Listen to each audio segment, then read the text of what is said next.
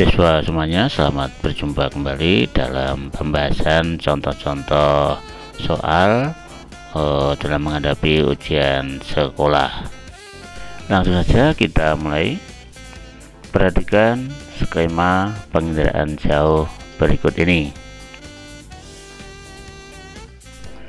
Fungsi dari komponen yang diberi kode 1 dan 2 pada skema di atas adalah titik-titik. Gambar yang berkode 1 itu adalah matahari atau sumber tenaga. Dalam hal ini matahari berfungsi untuk menyinari objek. Dan yang kedua itu adalah gambar sensor. Fungsi sensor adalah untuk merekam objek. Jadi jawabannya adalah D, yaitu 1 menyinari objek dan 2 merekam objek. Perhatikan pernyataan berikut. 1. Mengetahui persebaran sumber daya alam. 2. Mengetahui luas dan persebaran lahan pertanian serta lingkungan pola drainasenya. 3. Memantau persebaran penyakit. 4. Memantau luas wilayah bencana alam. 5. Mengetahui intensitas tindak kriminal. Yang semuanya merupakan manfaat dari sistem informasi geografi atau SIG adalah titik-titik.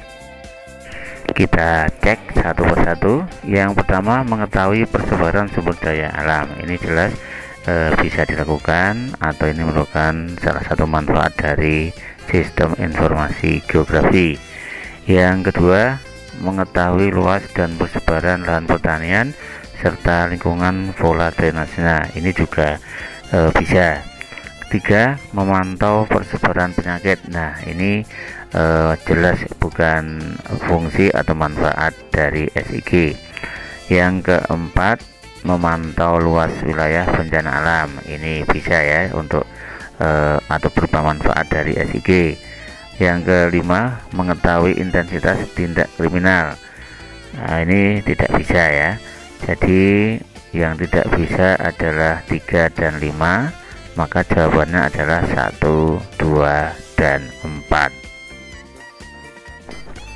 Dalam sejarah, di daerah Y pernah terjadi tsunami yang dahsyat.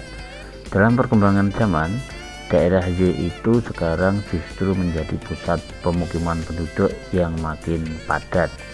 Beberapa mahasiswa geografi ingin membuat peta daerah rawan bencana tsunami di daerah Y dan sekitarnya. Untuk itu diperlukan beberapa jenis peta khusus agar dapat melakukan overlay. Di antaranya adalah jenis peta titik-titik. Siswa semuanya, banyak sekali faktor-faktor yang berkaitan dengan terjadinya tsunami. Salah satunya adalah kondisi batuan atau geologi, kemudian tinggi rendahnya daerah. Jadi kalau daerahnya rendah jelas rawan terjadinya tsunami, tapi kalau daerahnya tinggi itu andai kata ada tsunami mungkin akan kemungkinan kecil untuk terjang oleh tsunami. Kemudian kerapatan vegetasi itu juga berpengaruh terhadap dahsyat tidaknya tsunami. Artinya kalau vegetasinya banyak dan rapat, maka tsunami itu bahayanya akan sedikit redam. Jadi dalam hal ini jawabannya adalah D, yaitu peta kontur, di mana peta kontur ini dapat menggambarkan suatu daerah itu tinggi rendahnya bagaimana, kemudian peta geologi dan peta kerapatan vegetasi. Seorang mahasiswa geografi akan mengadakan penelitian komparasi atau perbandingan. Dia akan membandingkan prestasi belajar mata pelajaran geografi kelas 10 SMA Maju Jaya antara siswa yang berasal dari desa dan dari kota. Maka perumusan masalah yang benar adalah titik-titik. Untuk menjawab pertanyaan ini, siswa semuanya harus ingat bahwa untuk perumusan masalah itu harus dinyatakan dalam kalimat tanya. Kemudian karena ini perbandingan, berarti harus mencantumkan dua variabel yang diperbandingkan itu. Nah, untuk ini kita cek jawabannya. Yang pertama, seberapa tinggi prestasi belajar mata pelajaran geografi kelas 10 SMA Maju Jaya yang berasal dari desa. Nah, ini hanya ada satu saja dari desa, berarti bukan jawabannya. B, seberapa tinggi prestasi belajar mata pelajaran geografi kelas 10 SMA Maju Jaya yang berasal dari kota. Ini juga hanya berasal dari kota saja, berarti bukan jawabannya. C, apakah terdapat perbedaan prestasi belajar mata pelajaran geografi kelas 10 SMA Maju Jaya antara siswa yang berasal dari desa dan dari kota?